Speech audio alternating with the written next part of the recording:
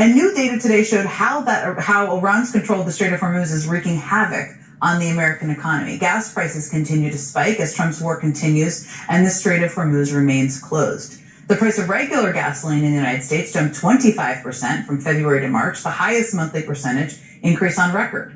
And other costs are rising sharply as well. The Consumer Price Index report showed that inflation jumped to 3.3% compared with the same time just last year.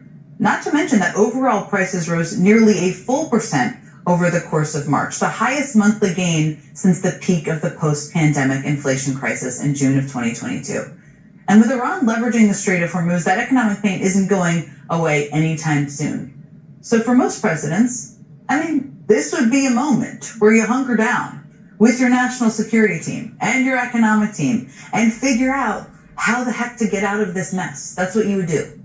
But that wasn't Donald Trump's approach, because tonight he spent his time at a $1 million per person fundraising dinner for his super PAC being held at his winery in Charlottesville, Virginia. Now, on his way, he answered some questions from reporters and once again repeated his completely made-up claims that Iran was militarily defeated and that the Strait of Hormuz would somehow open up automatically.